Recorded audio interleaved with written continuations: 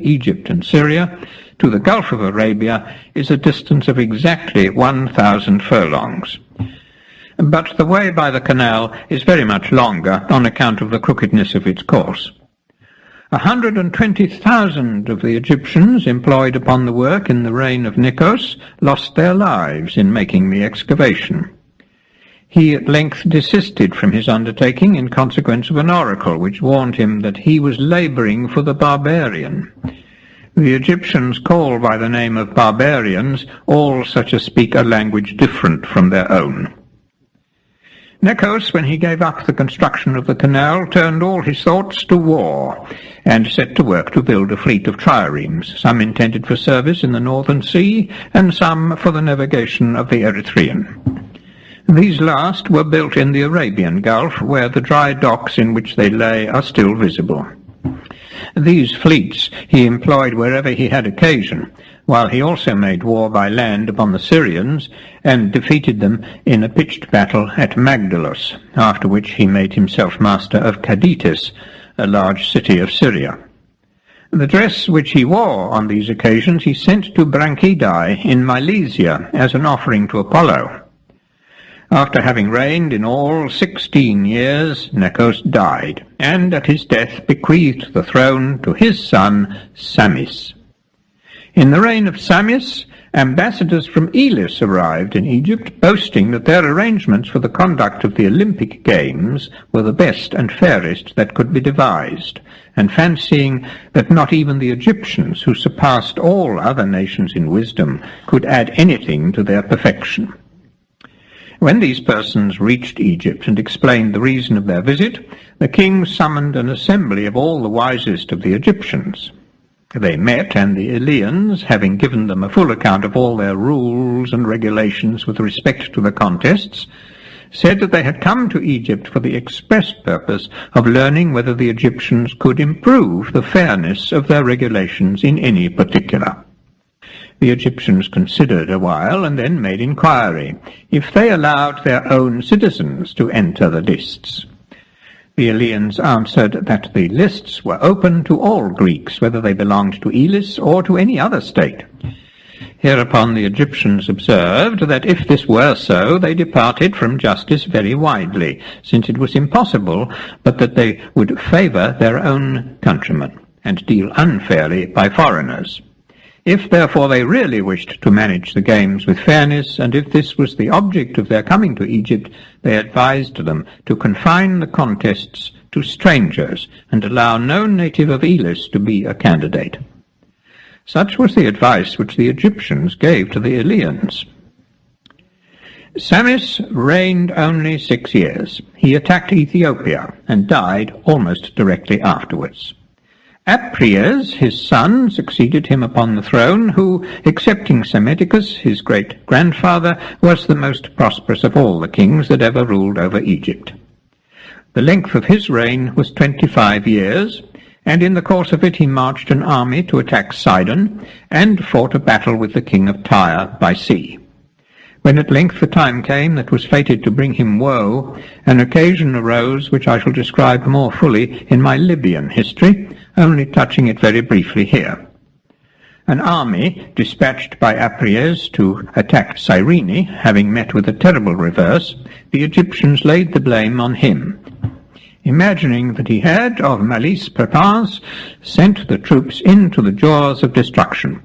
They believed he had wished a vast number of them to be slain, in order that he himself might reign with more security over the rest of the Egyptians. Indignant, therefore, at this usage, the soldiers who returned, and the friends of the slain, broke instantly into revolt. Apries, on learning these circumstances, sent Amasis to the rebels to appease the tumult by persuasion. Upon his arrival, as he was seeking to restrain the malcontents by his exhortations, one of them, coming behind him, put a helmet on his head, saying as he put it on that he thereby crowned him king. Amasis was not altogether displeased at the action, as his conduct soon made manifest, for no sooner had the insurgents agreed to make him actually their king than he prepared to march with them against Apries. That monarch, on tidings of these events reaching him, sent Patarbemis, one of his courtiers, a man of high rank, to Amasis with orders to bring him alive into his presence. Patarbemis, on arriving at the place where Amasis was, called on him to come back with him to the king, whereupon Amasis broke a coarse jest, and said, "Prithee take that back to thy master." When the envoy, notwithstanding this reply, persisted in his request, exhorting Amasis to obey the summons of the king, he made answer that this was exactly what he had long been intending to do. Apries would have no reason to complain of him on the score of delay. He would shortly come himself to the king and bring others with him.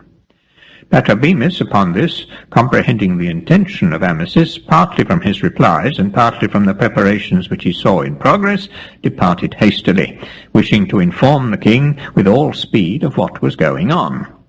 Apries, however, when he saw him approaching without Amasis, fell into a paroxysm of rage, and not giving himself time for reflection, commanded the nose and ears of Patarbemis to be cut off. Then the rest of the Egyptians, who had hitherto espoused the cause of Apries, when they saw a man of such note among them so shamefully outraged, without a moment's hesitation went over to the rebels, and put themselves at the disposal of Amasis. Apries, informed of this new calamity, armed his mercenaries, and led them against the Egyptians. This was a body of Carians and Ionians, numbering 30,000 men, which was now with him at Sais, where his palace stood, a vast building, well worthy of notice. The army of Apries marched out to attack the host of the Egyptians, while that of Amasis went forth to fight the strangers. And now both armies drew near the city of Momemphis, and prepared for the coming fight. The Egyptians are divided into 7 distinct classes. These are the priests, the warriors, the cowherds, the swineherds, the tradesmen, the interpreters, and the boatmen. Their titles indicate their occupations. The warriors consist of Hematobians and Calasirians, who come from different cantons, the whole of Egypt being parcelled out into districts bearing this name. The following cantons furnish the Hematobians: the cantons of Busiris, Sais, Chemis, Paprimis, that of the island called Prosopitis, and half of Natho. They number, when most numerous, 160,000. None of them ever practices a trade, but all are given wholly to war. The cantons of the Calasirians are different. They include the following: the cantons of Thebes, Bubastis, Aphis, Tanis, Mendes, Sebenitus, Athribis, Pharbaethus, Thermuis, Onuphis, Anisis, and Myekphoris. This last canton consists of an island which lies over against the town of Bubastis. The Calasirians, when at their greatest number, have amounted to 250,000. Like the Hematobians, they are forbidden to pursue any trade and devote themselves entirely to warlike exercises, the son following the father's calling. Whether the Greeks borrowed from the Egyptians their notions about trade, like so many others, I can't say for certain. I have remarked that the Thracians, the Scyths, the Persians, the Lydians, and almost all other barbarians hold the citizens who practice trades and their children in less repute than the rest, while they esteem as noble those who keep aloof from handicrafts, and especially honour such as are given wholly to war. These ideas prevail throughout the whole of Greece, particularly among the Lacedaemonians. Corinth is the place where mechanics are least despised. The warrior class in Egypt had certain special privileges in which none of the rest of the Egyptians participated, except the priests. In the first place, each man had 12 aururae of land assigned him free from tax. The aurura is a square of 100 Egyptian cubits, the Egyptian cubit being of the same length as the Samian. All the warriors enjoyed this privilege together, but there were other advantages which came to each in rotation, the same man never obtaining them twice. 1,000 Calasirians and the same number of Hemotibians formed in alternate years the bodyguard of the king, and during their year of service these persons, besides their aururae, received a daily portion of meat and drink consisting of 5 pounds of baked bread, 2 pounds of beef, and 4 cups of wine. When Apries, at the head of his mercenaries, and Amasis, in command of the whole native force of the Egyptians, encountered one another near the city of Memphis, an engagement presently took place. The foreign troops fought bravely, but were overpowered by numbers, in which they fell very far short of their adversaries. It's said that Apries believed that there wasn't a god who could cast him down from his eminence, so firmly did he think that he had established himself in his kingdom. But at this time the battle went against him, and his army being worsted, he fell into the enemy's hands, and was brought back a prisoner to Sais, where he was lodged in what had been his own house, but was now the palace of Amasis. Amasis treated him with kindness, and kept him in the palace for a while, but finding his conduct blamed by the Egyptians, who charged him with acting unjustly in preserving a man who had shown himself so bitter an enemy both to them and him, he gave Apries over into the hands of his former subjects to deal with as they chose. Then the Egyptians took him and strangled him, but having so done, they buried him in the sepulchre of his fathers. This tomb is in the temple of Athena, very near the sanctuary, on the left hand as one enters. The Saites buried all the kings who belonged to their canton inside this temple, and thus it even contains the tomb of Amasis as well as that of Apries and his family. The latter isn't so close to the sanctuary as the former, but still it is within the temple. It stands in the court, and is a spacious cloister built of stone and adorned with pillars carved so as to resemble palm trees, and with other sumptuous ornaments. Within the cloister is a chamber with folding doors, behind which lies the sepulchre of the king. Here, too, in this same precinct of Athena at Sais, is the burial place of one whom I think it not right to mention in such a connection. It stands behind the temple against the back wall, which it entirely covers. There are also some large stone obelisks in the enclosure, and there is a lake near them, adorned with an edging of stone. In form it's circular, and in size, as it seemed to me, about equal to the lake in Delos, called the Hoop. On this lake it is that the Egyptians represent by night his sufferings, whose name I refrain from mentioning, and this representation they call their mysteries. I know well the whole course of the proceedings in these ceremonies, but they shall not pass my lips. So too with regard to the mysteries of Demeter, which the Greeks term the Thesmophoria. I know them, but I shall not mention them, except so far as may be done without impiety.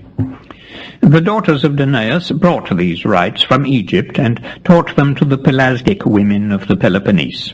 Afterwards, when the inhabitants of the peninsula were driven from their homes by the Dorians, the rites perished.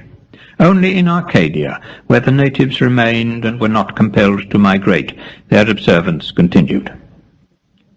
After Apries had been put to death in the way that I've described above, Amasis reigned over Egypt.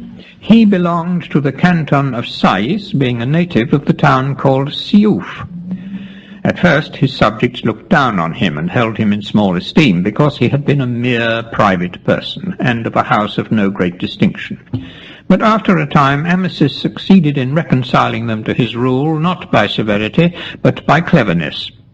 Among his other splendor he had a golden footpan, in which his guests and himself were wont upon occasion to wash their feet. This vessel he caused to be broken in pieces, and made of the gold an image of one of the gods, which he set up in the most public place in the whole city, upon which the Egyptians flocked to the image and worshipped it with the utmost reverence. Amasis, finding this was so, called an assembly, and opened the matter to them, explaining how the image had been made of the footpan, wherein they had been wont formerly to wash their feet, and to put all manner of filth, yet now it was greatly reverenced. And truly, he went on to say, it had gone with him as with the footpan. If he was a private person formerly, yet now he had come to be their king. and so he bade them honour and reverence him. Such was the mode in which he won over the Egyptians and brought them to be content to do him service. The following was the general habit of his life. From early dawn to the time when the forum was wont to fill, he sedulously transacted all the business that was brought before him. During the remainder of the day he drank and joked with his guests, passing the time in witty and sometimes scarce seemly conversation. It grieved his friends that he should thus demean himself, and accordingly some of them chid him on the subject, saying to him, "O king, thou dost but ill guard thy royal dignity, whilst thou allowest thyself in such levities. Thou shouldst sit in state upon a stately throne, and busy thyself with affairs the whole day long. So would the Egyptians feel that a great man rules them, and thou wouldst be better spoken of. But now thou conductest thyself in no kingly fashion." Amasis answered them thus: "Bowmen bend their bows when they wish to shoot, unbrace them when the shooting is over. Were they kept always strung, they would break, and fail the archer in time of need. So it is with men. If they give themselves constantly to serious work, and never indulge a while in pastime or sport, they lose their senses, and become mad or moody. Knowing this, I divide my life between pastime and business." Thus he answered his friends. It's said that Amasis, even while he was a private man, had the same tastes for drinking and jesting, and was averse to engaging in any serious employment. He lived in constant feasts and revelries, and whenever his means failed him, he roamed about and robbed people. On such occasions the persons from whom he had stolen would bring him, if he denied the charge, before the nearest oracle. Sometimes the oracle would pronounce him guilty of the theft, at other times it would acquit him. When afterwards he came to be king, he neglected the temples of such gods as had declared that he was not a thief, and neither contributed to their adornment, nor frequented them for sacrifice, since he regarded them as utterly worthless, and their oracles as wholly false. But the gods who had detected his guilt he considered to be true gods, whose oracles did not deceive, and these he honoured exceedingly. First of all, therefore, he built the gateway of the temple of Athena at Sais, which is an astonishing work, far surpassing all other buildings of the same kind, both in extent and height, and built with stones of rare size and excellency. In the next place he presented to the temple a number of large colossal statues, and several prodigious androsphinxes, besides certain stones for the repairs of a most extraordinary size. Some of these he got from the quarries over against Memphis, but the largest were brought from Elephantine, which is 20 days' voyage from Sais. Of all these wonderful masses, that which I most admire is a chamber made of a single stone, which was quarried at Elephantine. It took 3 years to convey this block from the quarry to Sais, and in the conveyance were employed no fewer than 2,000 labourers, who were all from the class of boatmen. The length of this chamber on the outside is 21 cubits, its breadth 14 cubits, and its height 8. The measurements inside are the following: the length 18 cubits and 5/6, the breadth 12 cubits, and the height 5. It lies near the entrance of the temple, where it was left in consequence of the following circumstance. It happened that the architect, just as the stone had reached the spot where it now stands, heaved a sigh, considering the length of time that the removal had taken, and feeling wearied with the heavy toil. The sigh was heard by Amasis, who, regarding it as an omen, wouldn't allow the chamber to be moved forward any further. Some, however, say that one of the workmen engaged at the levers was crushed and killed by the mass, and that this was the reason of its being left where it now stands. To the other temples of much note, Amasis also made magnificent offerings. At Memphis, for instance, he gave the recumbent Colossus in front of the temple of Hephaestus, which is 75 feet long.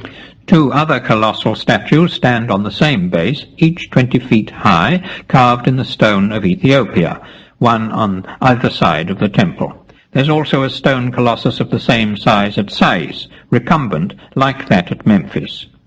Amasis finally built the temple of Isis at Memphis, a vast structure, well worth seeing.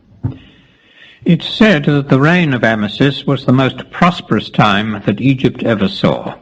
The river was more liberal to the land, and the land brought forth more abundantly for the service of man than had ever been known before, while the number of inhabited cities was not less than 20,000.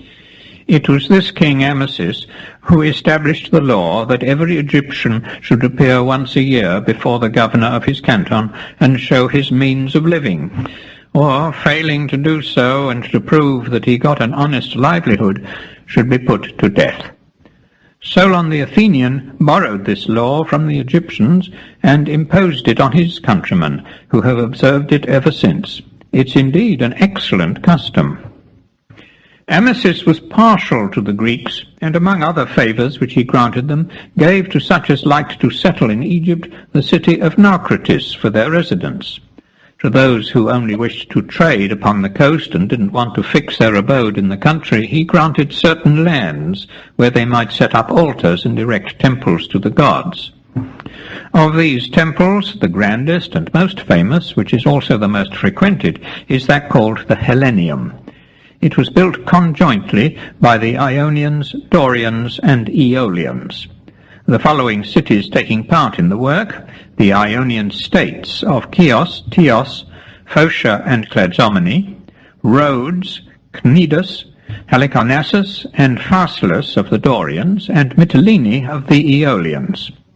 These are the states to whom the temple belongs, and they have the right of appointing the governors of the factory. The other cities which claim a share in the building claim what in no sense belongs to them.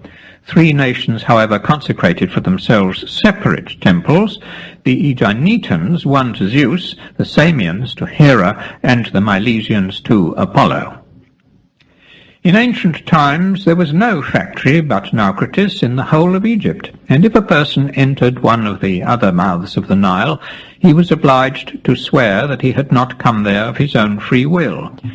Having so done, he was bound to sail in his ship to the Canobic mouth, or, were that impossible owing to contrary winds, he must take his wares by boat all round the delta, and so bring them to Naucratis, which had an exclusive privilege. It happened in the reign of Amasis that the temple of Delphi had been accidentally burnt, and the Amphictyons had contracted to have it rebuilt for 300 talents, of which sum 1/4 was to be furnished by the Delphians.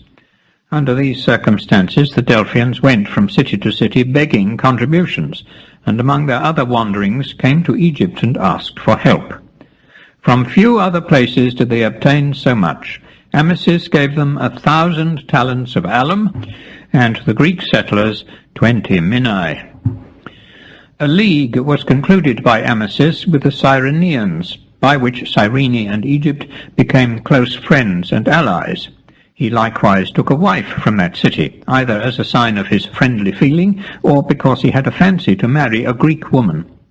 However this may be, certain it is that he espoused a lady of Cyrene by name Ladike, daughter, some say, of Battus or Arcesilaus the king, others of Critobulus, one of the chief citizens.